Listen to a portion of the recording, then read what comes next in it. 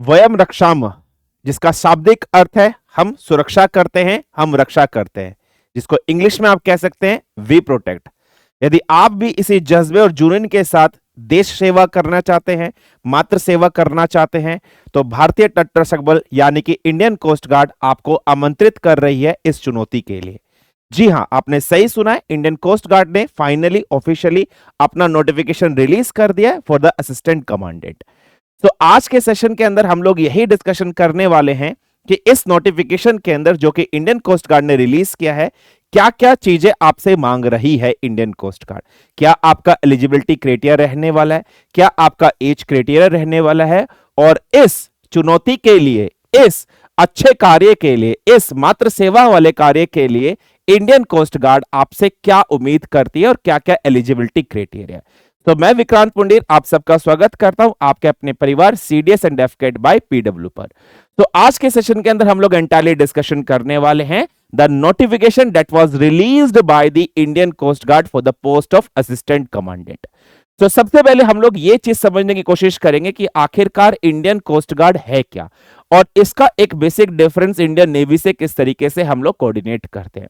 तो सबसे स्पष्ट रूप से सबसे पहली बात तो आपको यह समझनी है कि इंडियन कोस्ट गार्ड भी मिनिस्ट्री ऑफ डिफेंस के अंडर पर ही कंट्रोल करती है। हालांकि अगर हम लोग बात करते हैं यहां पर रैंक्स जो होती है वो इंडियन नेवी से थोड़ा सा डिफरेंट होती है, लेकिन जज्बा, जुनून, देशभक्ति के लिए वही है जो आप सब इंडियन नेवी को देते हो या इंडियन नेवी के प्रति आप सब जाहिर करते हो। तो बात आती है जज्बे और जुनून की। सो आपके पास एक अपॉर्चुनिटी है बहुत अच्छी, जिससे आप मातृ सेवा, मातृ रक्षा कर सकते हैं एक अपने कर्म के लिए। सो चलिए आज इस सेशन को डिस्कशन करते हैं, स्टार्ट करते हैं। सबसे पहले हम लोग समझने की कोशिश करते हैं कि इंडियन कोस्ट गार्ड की रेस्पॉन्सिबिलिटीज, ड्यूटीज क्या है। सबसे पहले आपको समझना पड़ेगा कि इंडियन कोस्ट गार्ड आखिरकार करती क्या है। सो इंडियन कोस्ट गार्ड, जैसे कि आप नाम से समझ रहे, जितने भी भारतीय सीमा की कोस्टल बाउंड्रीज हैं या ओशनिक बाउंड्रीज हैं, या आपके जितने भी ऑफ सोर्स वेल्थ प्रॉपर्टीज अगर हम बात कर रहे हैं, उनकी एंटायर प्रोटेक्शन, उनकी देखरेख, उनकी निगरानी करना भारतीय तटरक्षक की जिम्मेदारी है। तो अगर हम लोग ऑफशोर वेल्थ की बात कर रहे हैं, जिसके अंतर्गत आपकी ऑयल, फिश और मिनरल्स जैसी चीजें इंक्लूड होती है, उन सबको एक एंटायर रूप में, एक 4 क्वाड्रेंट के रूप में प्रोटेक्शन प्रोवाइड करना इंडियन कोस्ट गार्ड की जिम्मेदारी है। दूसरा, अगर हम लोग बात करते हैं to assist mariners in distress and safeguard life and properties at the seas. बहुत सारे मरीनर्स होते हैं जो सीज के अंदर, जैसे फिशरर्स की हम लोग बात कर रहे हैं, वहां पर एक्सप्लोर करते हैं अपनी डे टू डे लाइफ को एक्सप्लोर करने के लिए।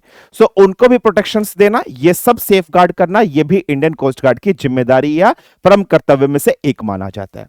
नेक्स्ट, अगर हम लोग बात कर रहे हैं to enforce maritime laws and respect to seas, poaching, smuggling and the narcotics.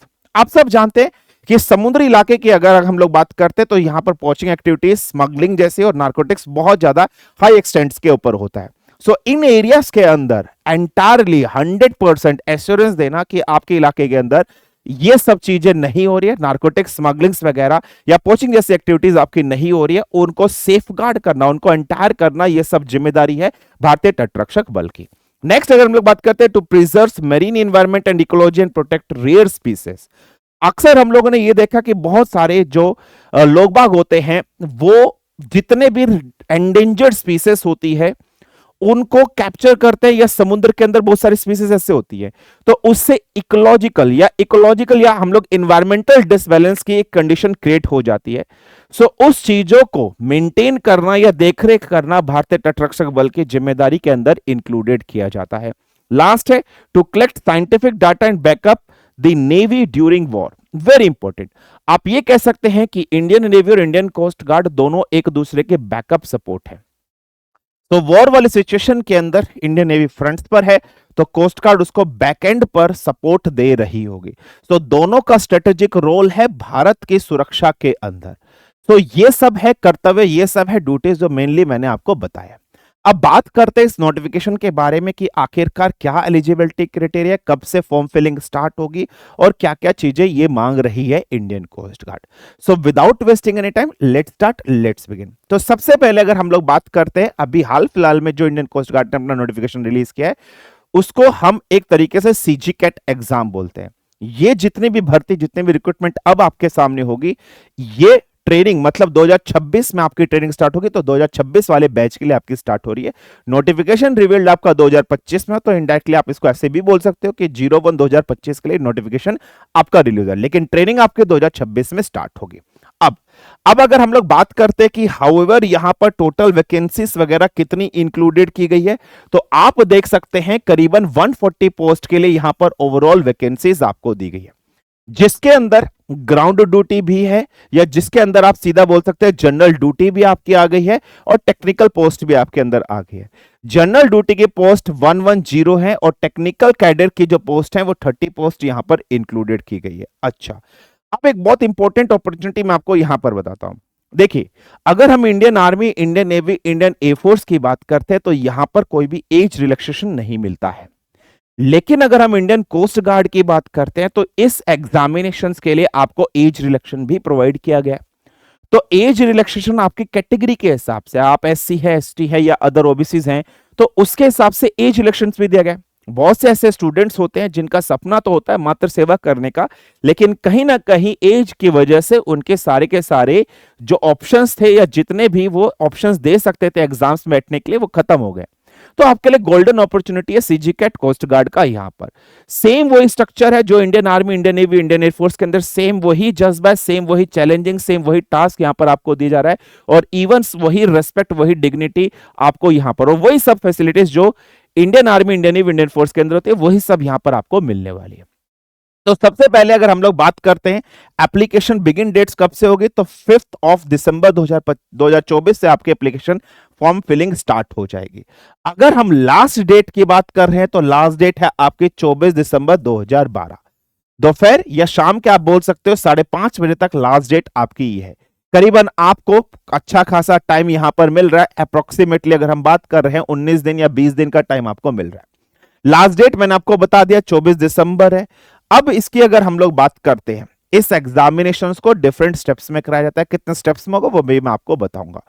सबसे पहले एक रिटर्न एग्जामिनेशन होता है जिसको स्टेज 1 एग्जाम हम कह सकते हैं। तो स्टेज 1 एग्जाम डेट कब है आपकी? 25 दिसंबर है। जिस तरीके से एफकेट एग्जामिनेशन के अंदर स्टेज 1 एग्जाम आपका होता है, रिटर्न एग्जाम होता है, सेम इसी के अंदर भी आपका रिटर्न एग्जाम होता है, और उसकी जो डेट है वो 25 फेब है आपकी, कब है? 2025 के अंदर यहां पर मानी गई है। एडमिट कार्ड अवेलेबल कब हो जाएगा? बिफोर एग्जाम, नॉर्मली एक हफ्ते के आसपास, 2 हफ्ते के आसपास हो जाता है।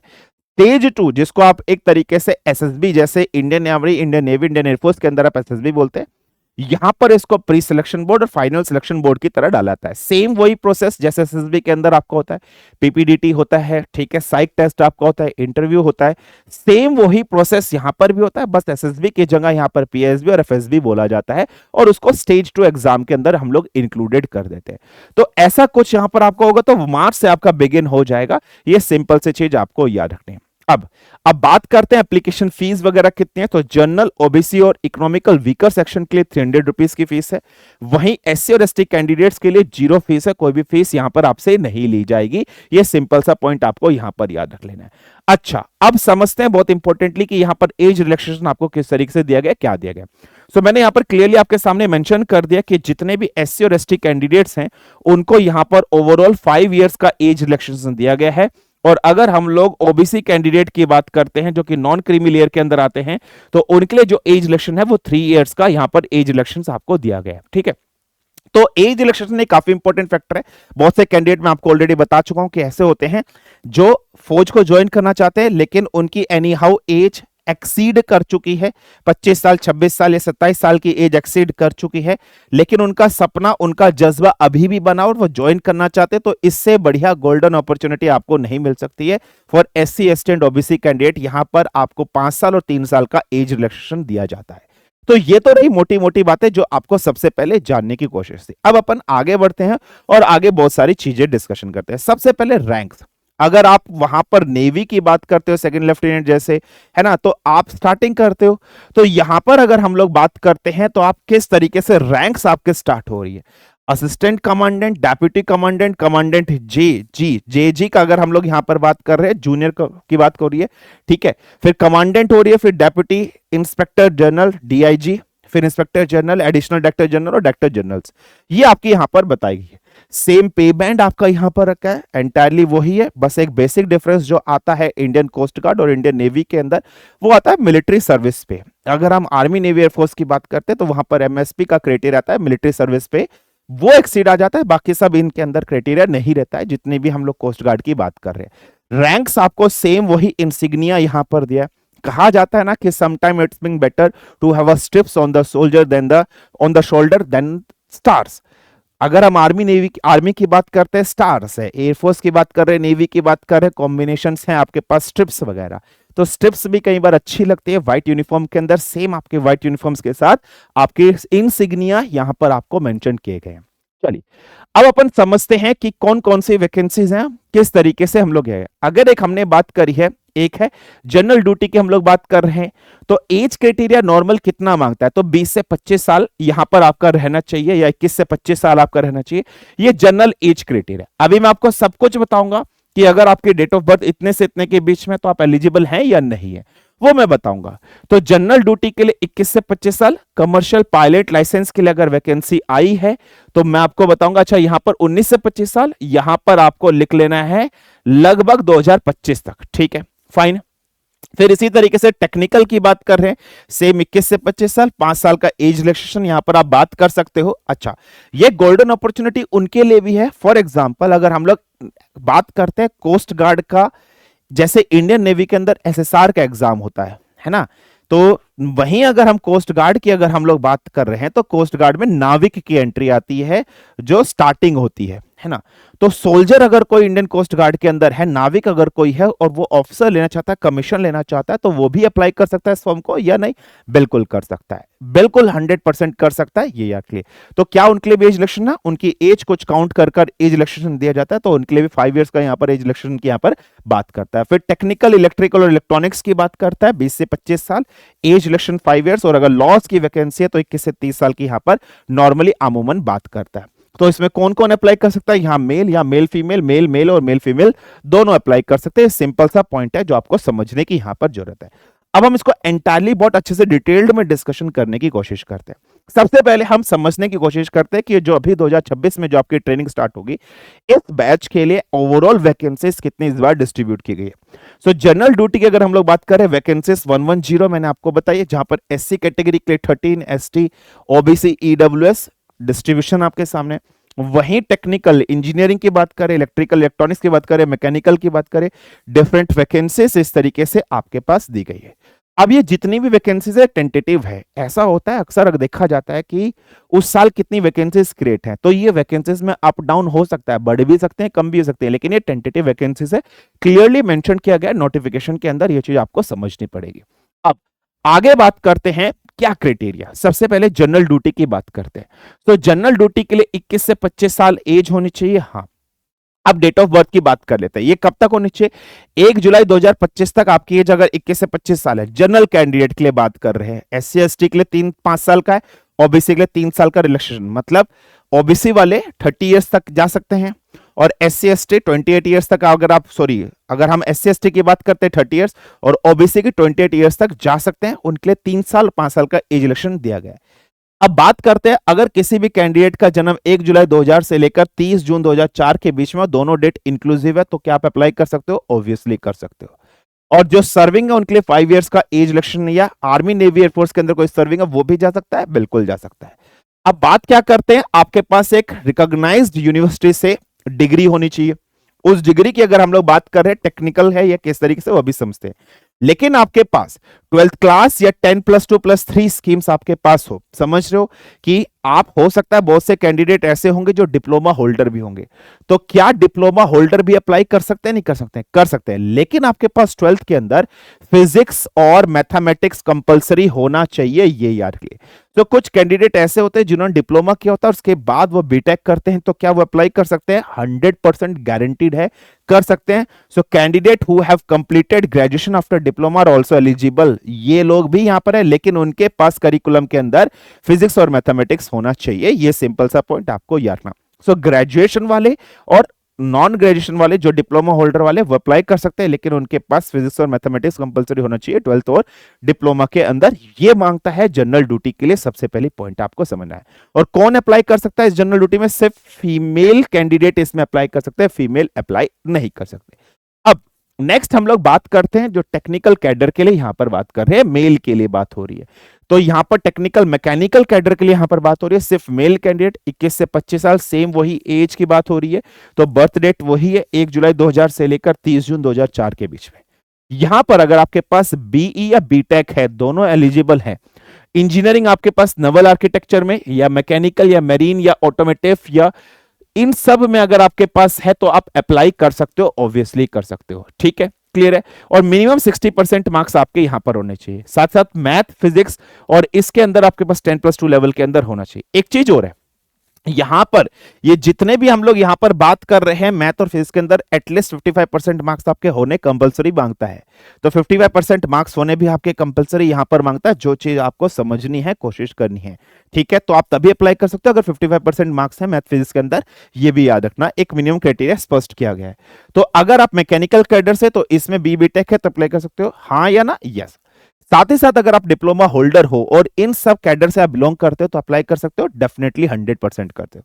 नेक्स्ट है टेक्निकल इलेक्ट्रिकल इलेक्ट्रॉनिक्स कैडर की बात कर रहे हैं, जहां पर मेल कैंडिडेट के लिए अप्लाई कर सकते हैं। बिल्कुल सेम, अगर आपके पास डिग्री है इलेक्ट्रिकल इलेक्ट्रॉनिक्स के अंदर या टेलीकम्युनिकेशन के अंदर या इंस्ट्रूमेंटेशन के अंदर या इंस्ट्रूमेंटेशन एंड कंट्रोल और इलेक्ट्रॉनिक्स के अंदर अगर आपके पास बीई बीटेक है तो क्या आप अप्लाई कर सकते हो? ऑब्वियसली 100% कर सकते हो। मिनिमम परसेंटेज क्राइटेरिया कितना मांगता है? तो 60% यहां पर मार्क्स आपसे मांगता है। और 10+2 लेवल की अगर हम लोग बात कर रहे हैं तो यहां पर आपके पास मैथ और फिजिक्स यहां पर होना कंपलसरी है, जो चीज आपको यहां पर समझने की चीज है और आपको समझनी पड़ेगी।